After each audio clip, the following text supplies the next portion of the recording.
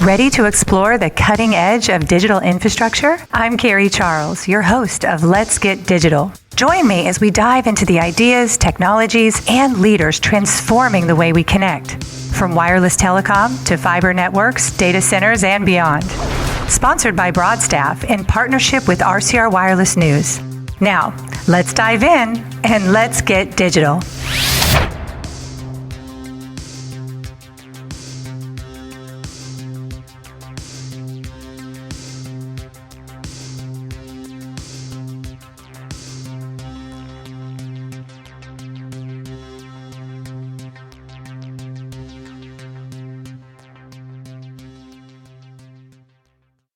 I'm so glad you're here with us today on Let's Get Digital. I have a great show for you, so stay tuned. My guest today is Jeff Uphues. He is the CEO of BLOX. Now, BLOX has a different way of building digital infrastructure, so you want to stay tuned and hear all about it. Jeff, thank you for coming on the show. I can't wait to get started. Thank you, Carrie. It's good to see you. Thanks for having me on today. Of course, of course. So I always like to start out by talking a little bit about you. So tell me about your story. What led you to the CEO seat of BLOX? Yeah, well, it's been a lifelong journey. I've been in the communications sector and industry for the better part of 35 plus years. Started in my early days way back in a company called Wiltel, where we started running fiber optic lines through gas pipelines, and really progressed in my career over a lot of different areas. Came up through some just fantastically run companies like CBeyond and others, and then got to know the banking space really, really well. I helped a former CEO do a LBO of a managed global hosting company. And then I really said I wanted to be involved in a data center side, which was a part of our business. And I started looking for what was next. So I was introduced to some investors who had originally put some dollars in commitment into BLOX. That was in the May of 2016. I met him in the summer of 2016 through some bankers that we all know in our industry really, really well that had referred me in and said, hey, if you're looking for a board member, you probably ought to talk to Jeff. One thing led to another. I became an advisory board member in September of 2016. By the end of the year, it was, hey, Jeff, do you have a team that potentially can really scale this idea? As it's going to need a lot of horsepower to do this, and you got a great track record and a great team. And about $5 million had gone into the business then. So it was really small. I mean, it was like no data centers yet officially on the ground. And so I talked to my team, which was made up of some guys who I'd worked with a long time ago and in a previous venture. And I've always believed that if you find people who are really, really smart and you find that they're really good at what they do, find ways to keep working with them. So I pulled together a team, and we jumped into the seat of the CEO in March of 2017, and now we're amazingly entering. It's now 9.5 years, about ready to go into year 10. So it's been a hell of a ride. So tell me all about BLOX. I want to know what makes you different. Just give me the whole story. Yeah, sure. Well, I would describe BLOX as how we're different. Number one, it's focus. Focus that we've always believed that. If you go an inch wide and a mile deep in a market, you get to know those markets better than anybody. And if you look at the markets, we've taken this as really spent most of our careers all throughout the Southeast United States. So if you come from an area where you know deeply, where you're connected, you know the culture of the communities, it was a great place for us to really build a business. So we really started that in the Atlanta area and then said, we're really going to be a Southeast focused company. I've run companies and done things before where their scale and size is all over the United States or all over the globe. And it's just really difficult to try to manage things on your executive team and others and connect with customers on a localized basis. In doing so, when you get spread too thin. Plus, we were early stage and we said, hey, look, we're going to have to prove ourselves starting out. So what really made us different is, we focused on really three things. Number one, it was serving locally and connecting globally within the markets for which we decided to enter. And we had mapped all those markets really, really closely of which ones in the Southeast did we feel we'd have the greatest amount of success in doing. We knew that if we were coming into Atlanta and we only had $5 million that had been invested in the company, people probably wouldn't give us, the right type of credit, even though we had great track records. The company had not yet established itself. So we said, we're going to go to the underserved growing markets, and we're going to build the best purpose-built asset we possibly can in those markets.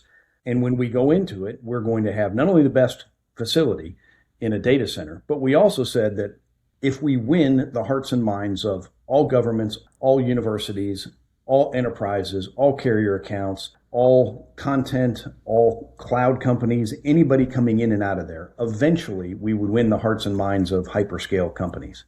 And we always knew that that was going to be the approach. So we started with that simple approach of we're going to go in and be the best company we can be and dominate in Chattanooga, Tennessee, and Huntsville, Alabama, and Birmingham, Alabama, and Greenville, South Carolina, and all the surrounding markets. And when we knew how to compete, we build things on time, in budget, we operate them, we sell customers, we build a good business, that we'd be ready to expand even further. And so now we've kind of fast forwarded ourselves we do three things really, really well. As I mentioned, we started with no data centers in beginning of 2017.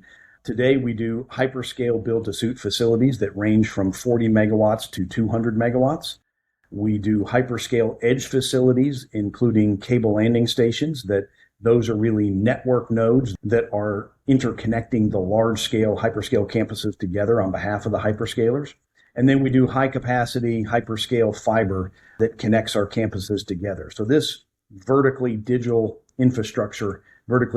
digital infrastructure is really what has led us to where we are today. And it's just amazing. We're in 8 states today. We've got 12 data center campuses. We have 11 of those 12 under construction or under development.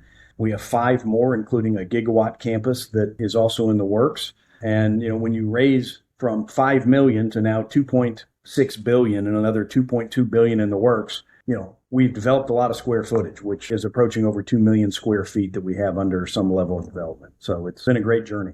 When you're talking, it reminds me of that book, Good to Great. I've read it probably, 20 times, but what a success story, Jeff. Congratulations. Yeah, well, I've learned a long time ago that if you listen to your customers and you do what they tell you to do, right, you're probably going to be pretty successful if you continue to focus and build an organization that is driven around customer success. And, we've done that a lot with just our culture as well as the way that we operate. And in DC BLOX for us, it's always employees first. Because if you have happy employees, they'll take care of your customers. And if you have happy customers, they'll take care of your investors.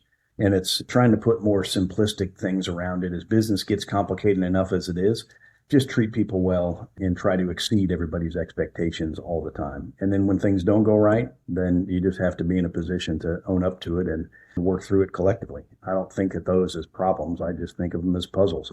They just need to be solved. Wow. A lot of wisdom there. A lot. Amen, Jeff. That's good. So DC BLOX, you talked about that you build hyperscale campuses, edge nodes, subsea, fiber networks. I don't know if I missed something, but how do all of these pieces connect? And why did you choose to build the full ecosystem rather than just one layer? Well, I think we did it one at a time. So the way that it really started is we said, if we started with these smaller centers, and when I say smaller centers, they were typically on property acreage that was between 10 acres to 30 acres. And when you did that, you said, well, where are you going to start? You're not going to build the full capacity of a data center campus right out of the gate without having customers in it, because we started some of these just on spec. We didn't have any customers when we started. We had to start from ground up. So we started small. And then we systematically started increasing the amount of property of what we were buying that would allow for you could put a edge size data center, call it 1 to 5 megawatts or 1 to 10 megawatts, and have excess property next to it that you could put a 40 megawatt data center in the future. And so when we started thinking about the smaller end, it was start small, build up, build success, and then we came across a pretty unique opportunity, which was a cable landing station, which frankly is just another fancy word for saying it's a data center. And we won this contract with, it's public knowledge, we won it with Google and then added in Meta. And we essentially have now built the largest cable landing station on the eastern seaboard that houses international cables. It's got one from South America. It's got 2 going to Europe, and soon to be one that is the first transatlantic cable to ever land in the United States off the coast of Africa that also connects over into Asia. So by doing that, it put us behind the veil with a lot of these hyperscalers, and we continued with this same approach of, well, let's just go buy a little bit bigger campus, and let's buy a campus that could have that same 10 to 20 megawatt size data center on it, but then have something that you could put hundreds of megawatts on next to it. And it was that same strategy that just got a little bit bigger and a little bit bigger and a little bit bigger and a little bit bigger that led us into these bigger campuses. And then finally, one of our customers said, hey, we have this puzzle that we're trying to solve, which is how do I get connectivity from your cable landing station to large facility in Moncks Corner? And then how do I get that into Atlanta? And then we just started anchoring data center campuses all along our fiber. So we had a digitally integrated infrastructure platform. So it kind of grew into, it wasn't by design day one, everything, but we just more or less morphed into it and said, okay, well, how do we make it just a little bigger? How do we make it a little better? How do we make it a little bit more valuable to our customers? By listening to your customers, right? That's the secret. That's it. Let's focus a little bit more on the fiber. How does owning the network change what you can deliver to the customers? Well, number one, you have owner economics. When you're looking at the data center infrastructure today, everybody says, oh my gosh, look at these massive campuses. And many people forget about just the fiber that is now being required. It was that long haul fibers, you were leasing, 12 pairs, 10 pairs, 8 pairs of fiber to customers. Now, on our route, we have pulled 432 count, we've pulled an 864 count, and about ready to pull another 864 because the fiber quantities of what customers want have just exploded. And when you see the size of what they need, the only way you would ever be able to do that is if you had conduit systems that you built in the ground that had the capacity to handle it. So I think the only mistake we made was we probably didn't put enough conduit in the ground on the initial leg, just because the amount of fiber that is now in demand is it's massive. Massive is maybe even an understatement. It's crazy what's going on right now. And let's look at digital infrastructure and, where we've been for decades. It's been expanding. What has changed now since AI has been really pushing that demand to a whole new level, like something we've never seen before? Yeah, it is evolving really, really quick. I mean, I kid around with our board sometimes. I said, remember back when we're talking about that half cabinet or full cabinet of the orthodontist or this small physician's office that was in? We've seen the business explode from cabinets to rows to cages, cages to data halls to buildings, and now buildings to campuses. And in that approach, it has not only been the growth of what we've been seeing in cloud, but AI has fundamentally changed the way that designs have to be deployed. And somebody said to me the other day, they said, well, Jeff, you have a front row seat. I mean, you do business with the likes of, all the hyperscalers and who they are. And I said, well, it's not that we have a front row seat. We're on the court in the game. And being on the court in the game, you have dynamics that come at you all the time. So I can say that being on the court, the top 5 hyperscalers, we know all what their designs are. But those designs also change based upon the deployment of what application or what customer they want to put in there. Some of it is for their own use. So if you say, I have something for, I'll use an example, Google Apps, or you're using something for just Meta on Instagram, or you're using something for Microsoft that is on Office 365 or Azure, or you're using something for Amazon, those are traditional cloud apps. The apps that many of them are doing now is they're all partnering with everybody else, mainly all of the neo clouds. So you see announcements that come out almost every week. It's like, well, CoreWeave partnered with this hyperscaler, or Anthropic partnered with another hyperscaler. OpenAI partnered with yet another hyperscaler, or we're going to run this low density application or this high density application. You have to have the flexibility in your design engineering teams to accommodate almost every application that a customer, and meaning your large hyperscalers, may or may not use. And you have to be flexible enough to handle liquid cooling. You have to be flexible enough to handle closed water loop systems. You have to handle these in different voltages, and who uses UPSs, who doesn't use UPSs. Where do they have generators or generator light systems versus heavy generator systems? Where does gas behind the meter come in if you can't get electrical grid in quickly? There's so many different elements of the designs, and all of that is really being driven by the hyperscalers' need to push compute out faster and push it out for different customers. Let's talk about energy for a bit. We know it's one of the biggest constraints in the industry. How are data centers evolving from just pure energy consumers into infrastructure that can possibly support a broader economic ecosystem? Well, the energy in today's world is getting difficult and harder every day. there is a race to where you can get electrons and power. It often always comes to where do you have the transmission grid? Where do you have the ability and who has the electrons that they can get to you in a timely fashion? Which states have nuclear, which states have more gas, which states have, more access into either bringing behind the meter or providing you the type of power ramps and of areas what you need. And so much of it comes down to what regulatory and legislation is being done by the public service commissions. We're headquartered in Georgia, and you may have seen Georgia has just put out through Southern Company a 9.9 gigawatts of new capacity that is coming on into the market. It's about just under a $30 billion investment that is being done by Southern Company into adding more capacity. And that's predominantly just to serve the demand of data centers. So as data center operators, now we have to step into much more of the economic side of doing that, which is very, very costly. I'll give you one quick example. In one market, I won't mention which one it is, but in one market, we went to the utility and said, hey, we need 216 megawatts of capacity. And this is 2 years ago. And they said, okay, great, we can do that. You need to put in a $50+ million deposit up front for us to build a substation. So remember, the largest check we had ever written at one time as we continually grow, the largest check we'd ever written to anything at one time was about $5 million in building a facility. Now we have to write a check for $50+ million just as a deposit for utility to deliver 3 years from now. So we leaned in, we did that. We have a customer. Fast forward 12 months from then, we have another property that is literally next door. So you have one with 216 megawatts. You have another one with 216 megawatts. The power utility went from $52 million to north of $400 million that you have to invest up front.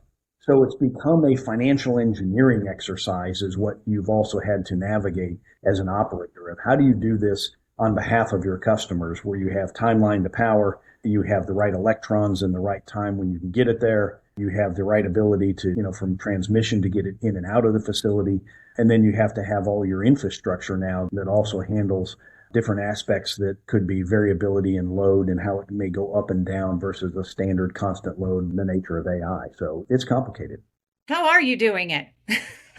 We've got a fantastic team. When we've made these shifts from when we were really small and we were building these smaller facilities to where we are now, we just had to materially change in staff and get the best of the best people that we possibly could from engineering, everything from data centers to cooling systems, from energy substations to behind the meter gas to, how can you run transmission and ensure that, you're understanding the loads of what is taking place in transmission and find areas. And then really had to staff a robust land team as well. Not to mention all the other things that you have to do just to deliver facilities. So it's been a lot of lessons learned, but like I mentioned, we built a great company based on culture and pillars that are foundational for our customers. It is really, really about the people. Would you mind sharing some of those pillars, your cultural pillars? Yeah, absolutely. So we believe in 4 things. And number 1 is transparency. Because if you're transparent with people and you tell them all things, you tell them the truth, you say, hey, here it is, just an open book in your approach. Transparency over time builds trust. So if you have transparency, which is the first T, you then have trust as the second T. Trust has to be built internally and externally. It has to be built with your peers and also has to be built with your customers, has to be built with your communities, has to be built with legislators, has to be built, up and down the stack, especially with investors as well. If you are transparent, and you build trust, the only way to achieve anything is through teams and in teamwork. So the third T is T for teamwork. And when you're building the right team, what we've learned long ago is, I'm a big sports guy that still acts like an athlete, although my body's a lot slower than what it once did. You look at it and say, individuals can win games, but teams win championships. It's always team before I, and continue to keep thinking that. And then the last thing is you got to work your tail off. And we call that tenacity. And the tenacity is every day you attack the day like you have something to prove. And every day you have to attack the day because nothing comes easy in life and you have to continue to just put in the hard work. So, today, most of our people are putting in, still an enormous amount of hours, but they know that we put them first because if we put them first, they'll take care of our customers and those customers will take care of our investors. So it's these 4 T's of transparency, trust, teamwork, and tenacity that really is the foundation of what we do. And also, I heard that DC Blocks has been very intentional about educating communities. So, why is there so much misunderstanding still about data centers? And how are you changing that narrative across the Southeast? Yeah, Carrie, that's one that you really have to understand. I'll give you an example. Going into like Alabama for the first time and building a business, and because now we have three centers in Alabama, one in Birmingham, one in Huntsville, and one in Montgomery, Alabama. And you had to learn the culture, and it's about meeting people where they are. So if you walked into a meeting and you're talking with legislatures, or you're talking with people in General Assembly, or you're talking to people in City Council, or you're talking to the neighborhood across the street, you better understand that the first 40 minutes of any conversation is, are you Alabama or are you Auburn? Oh, And then you get into meeting the people where they are. yeah. And it's just about being genuine. I mean, you can't fake being genuine. And I can tell you, we run into the same thing, whether we're in South Carolina. It's like, are you a Clemson fan or South Carolina fan? Or, if you're in Georgia, are you a Dog fan or are you a Georgia Tech fan? And you continually go through these, and you can take different elements of loyalties and where people are aligned to build a lot of understanding to what is important to them. Like, I'll give you one more example that is around a community. One community we went into and they said, Jeff, what's really important to us is you help us with a sports park, and we want to understand what you're doing. So I'm like, okay, well, how is this going to benefit a data center, was my first thought. But then I said, well, hear the people out. Let's meet them where they are and understand. And meeting them where they are was, they're a bedroom community. They're outside Atlanta. They have many of the trade workers that are building construction, doing things all over Atlanta. There's no places for them to have parks for their kids. They want to have data centers into the environment because they feel that the tax dollars can really help in the school system. And if you have things where the kids can go after school and you can have a regional sports authority with a park, then we can attract more neighbors into the community and be the type of community that really serves Atlanta or outside of Atlanta in a great place to raise a family. And once you start explaining things like that, you go, it all makes sense. And so whether it's getting into places and saying, hey, I need to do help in the school system in Alabama, or they want us to do help in an incubator for a city that is different and they're trying to move more towards technology, or how do you get engaged in community initiatives that are there that are passion-led by people in the staff. It's genuine from our staff, and it's genuine by us really understanding what's important. And that has morphed into now, when we go into these communities, people really find the way that we are transparent from the beginning. We answer their questions. It's not with a bunch of technology speak. It's just with open book answers of, hey, well, let me understand your concerns. And we meet person by person or group by group, or town hall by town hall. And you have to invest the time. And we've got a remarkable team that does that. But, we all lead from the front. We're all out there and just willing to take anybody's questions. It's way more than just bringing jobs to the community. I mean, you actually become part of the community and part of making the community better in so many ways, right? Well, that's the objective. The objective is that the amount of tax dollars that can be derived from a data center itself. I mean, we've gone in and bought brownfield sites that were off the tax rolls within cities by partnering with cities and counties. And by doing so, now you take a piece of property that's been dormant and dead on the tax rolls, you immediately put some life into it. You then put a data center onto it that is tens of millions to hundreds of millions to billions of dollars of infrastructure that is going in. And then you have the personal property tax, which is all the computing infrastructure that goes in that gets refreshed every 3 to 5 years. That is also there for personal property taxes for those counties. And then you can start seeing the impact of what that has on the school systems, what that has on the tax base in the community. And there's just amazing can happen when people really understand that. So, Jeff, there's a real problem with workforce shortages in the data center world. I mean, it's just going to get worse over time. A big bottleneck. Where are you feeling the pressure most with your teams, and what is DC Blocks doing to build and sustain a talent pipeline? Great question. For us, we hire a lot from culture first. I mean, people can go anywhere. And when you have an opportunity to go anywhere, I mean, I saw an article from Jim Rowe, the guy who is, the construction guy. He says, oh my gosh, Yes. There's people that are, plumbers or maybe electricians that are now getting paid $260,000 a year without a college degree, and they're getting poached from one company to the next. When you lean into your employees and you lean into your partners who you're building things with, that makes a difference. When you are, it's the little things. It's, I continue to keep going on to the simplicity of things, of how we operate. And the simplicity is you just treat people the way they want to be treated. And if you do that and you put them first, we have almost gotten everybody who's ever come to DC BLOX, and the vast majority of the team has never left because we've always treated people right. And we do that and extend that into our partners of who we use, whether that be a GC or whether that be, the underlying trades that work with them. And it's that family approach that you truly can get in southern states, or, what we operate in SEC territory. So this is really how we operate. I don't know if that works if you're saying, hey, let me go do this in Chicago, but it certainly works across the states of what we're doing and trying to bring talent in. We've always had a very successful, opportunity to a lot of success in bringing people in. But I do feel that we need to put a lot more education into our trades. Somebody like Nomad Futurist that is doing a bang up job of trying to get out there and educating the workforce. They've done great. And I think that many vocational and technical schools, we need to do a better job as an industry to really help train those people. Yes, we do. I believe that your strategy would work all over the world. I mean, it's like you said, it's just so simple of taking care of people and treating them with respect. And I mean, I just think we all need to be that way, really, right? Well, it's about, at the end of the day, you really just want to make a difference in our world, or at least the people that I know we surround ourselves with want to make a difference in the world. And it's not just in the work that they do, but it's the communities that they serve. And, people with a good heart and a good head have all the opportunity in the world if they find the right environment to really push those agendas. So let's look ahead a bit. What is your long-term vision for DC BLOX?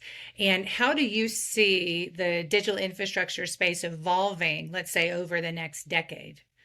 The size and scope of what we've grown at the pace for what we have grown is what we refer to as beautiful insanity. It is really crazy to see what happens. Growing at the same pace over the course of the next 5 to 10 years almost seems incomprehensible. But, when you look at it today, if you build a system and you build a process-driven company, I still think DC BLOX can continue to evolve and grow and add more and more facilities.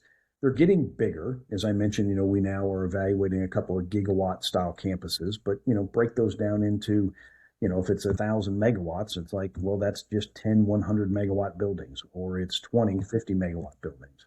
And you can handle it because you don't try to do it all at once. But I think for our industry and the growth, I don't really see an end in sight. You have different cycles for different customers. So you've got all of the top tier hyperscalers that are growing in a really, really fast pace.